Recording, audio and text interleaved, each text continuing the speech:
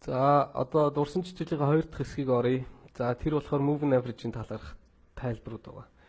За moving average-ийн талаарх тайлбаруудыг гаргахын тулд бид нар 5 төрлийн moving average хэрэглэдэг. За хамгийн ихнийх нь болохоор шар өнгөтэй. За тэр бол moving average 5 гэсэн үг. Дараагийнх нь улаан өнгөтэй. За энэ бол moving average 13 гэсэн үг. Энэ хоёр болохоор ингээд ах トゥ хоёр. За тэгээд дараагийнх нь болохоор aqua. За цэнхэр өнгөтэй. За энэ бол ингээд 50 гэсэн үг. Дараагийнх нь болохоор цагаан өнгөтэй. Энэ цагаан фон болохоор саарлаар зурчээ. 200 гэсэн үг. За тэгээд үүний дараагийнх нь болохоор 800. За энэ нь болохоор тод хөх өнгөтэй. 800 гэсэн үг. За тэгэхээр энийг тайлбарлахын тулд moving average болохоор зүгээр л ингэсэн үүрэгтэй. Чи хэдэн минутын чарт дээр ажилладаг байх чинь хамаагүй. За энийг зүгээр би яг одоо энэгээр жишээ авахдаа би 1 минутын чарт дээр байна гэж бодоход 1 минутын чарт дээр moving average 5 гэдэг бол чи 5 минутын чарт руу шилжих шаардлагагүй чамд 5 минутын трендing хөдөлгөөнийг харуулна. За 13 гэдэг бол 15 минутын. За тэгээд 50 гэдэг бол 1 цагийнх. За 200 гэдэг бол 4 цаг. За 800 гэдэг бол 1 өдрийнх. Гэхдээ хэрвээ чи 5 минутыг шилжүүлээд ингээд харах юм бол 5 минутын чарт дээр moving average 5 чинь чамд 15 минутын хөдөлгөөнийг зааж өгнө. Тэгээ moving average 13 нь болохоор 1 цагийн хөдөлгөөнийг хэлж өгнө гэсэн үг. Тийм болохоор яг дараагийнх нь хөдөлгөөнүүдийг ингэж хэлж өгдөг гэж ойлгож байна. За тэгээ moving average гэдэг бол маш гайхамшигтай. Moving average-ууд бүгдээрээ эд шидтэй, бүгдээрээ хэрэглээтэй. За тэгэхээр moving average-уудаас хамгийн чухал нь болохоор 50 гэсэн moving average байгаа. 50. За энийг болохоор маш олон хүмүүс хэрэглэдэг. За энэ 50-ыг яаж хэрэглэдэг вэ гэхээр 50 гэдэг бол зүгээр л buy sell line гэсэн үг. За үн 50-ын дээр байхад чи buy гэсэн оролт хийн. За үн 50-ын доор байхад чи sell гэсэн оролт хийн. За харин чи трендээ ямар байгааг нь мэдхийн тулд 200-аараа шалгана гэсэн үг. Хэрвээ 200-ийн доор 50 байх юм бол хэрвээ 200-ийн доор 50 байх юм бол за энэ бол ингээд урт хугацаанд даун тренд гэсэн үг. Энэ жоохон муухай зурчлаа. Ингэчи.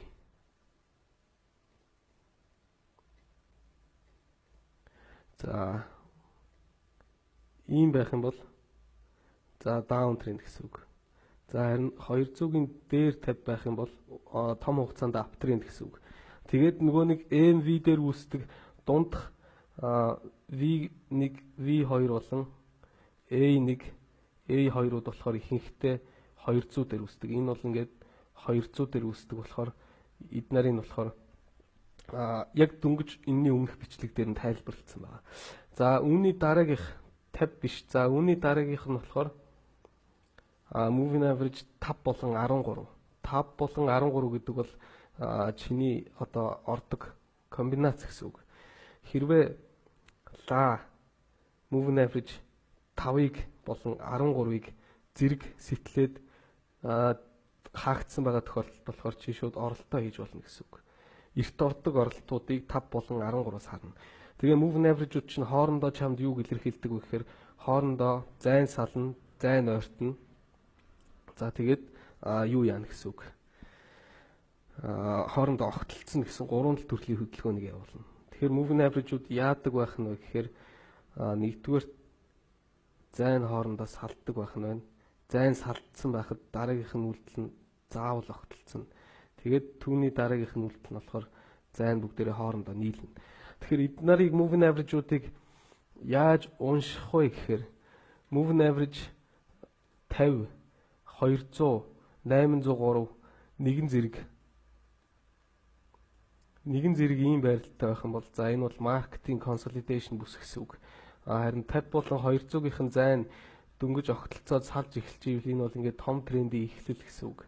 Харин зайн ингээд хоорондоо салаад хурц ирмэг үүсгэсэн байгаа тохиолдолд энэ бол ингээд трендийн чинь төгсгөл гэсэн үг. Тэгээд moving average-уудыг хэрэглэснээр чи тренд зурх шаардлагагүй болно. Ямар трендэд байгаагаа мэддэг болно. За тэгээд 5 болон 13-ыг хэрэглэснээр ингээд оролтуудаа хийдэг болно. За тэгээ оролтуудаа хийдэг болсон байхдаа болохоор бас хаадаг болно гэсэн үг. Тэгэхээр moving average-уудыг бас 5 болон 13-ыг хэрэглэж байхдаа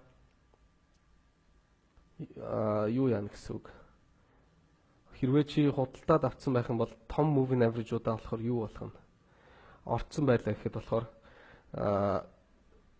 оролдоо хаах entry болгож орно гэсэн үг. За энэ хоёр болохоор ингээд комбинац байлаа гэхэд чи 5-13-2-ыг лаас эхэлсэн байхад нь худалдаж авлаа гэж бодоход чиний хамгийн ихний хаах оролт чинь 50 дээр хүрсэн байхад хаах хэрэгтэй. За 50 дээр хүрсэн байхад нь хаач чадаагүй байлаа гэх юм бол хохно гэсэн үг. Гэхдээ яг 200 дээр очиод юу яасан 200 дээр очисон байхад нь болохоор за энэ бол ингээд хоёр дахь оролтоо хийсэн байхад хаадаг юу гэсэн үг. За энэ нь болохоор ингээд гурав дахь оролтоо closing target гэсэн үг. Оролтоо хаана. За тэгээ moving average-уудын талаар бүгдээрэнд нь ингээд сануулхад за ер нь иймэрхүү юм байна. Тэгээ мартаагүй зүйл байхгүй хаа. Moving average-уудын зай хоорондоо нийлдэг, зай нь хоорондоо салдаг. Moving average-ууд хоорондоо огтлцдог. 50 гэдэг бол buy sell line, 200 гэдэг бол pullback, 800 гэдэг бол урт трендийн хамгийн хүчтэй moving average болохоор 800 дээр очисон байгаа тохиолдолд заавал оролдоо хаана. Үгүй бол худалдаж авсан байлаа гэхэд 800 дээр очисон байхад нь хаагаад тэгээд буцаагаад тэнд үүсэх MV-г нь харж агаад зарж болно. За худалдаад авсан байхад зарж болно гэсэн үг. За 5.13 гэдэг нь болохоор эрт ордог оролт. Чи трендээ мэдж яхад pullback-аар нь орох шаардлагагүйгээр 5.13 та орох юм бол чи хамаагүй харьцангуй эрт орж чаддаг болно гэсэн үг. Тэгээ moving average-уудын талаар давтлага гэх юм бол нэг иймэрхүү зүйл байна.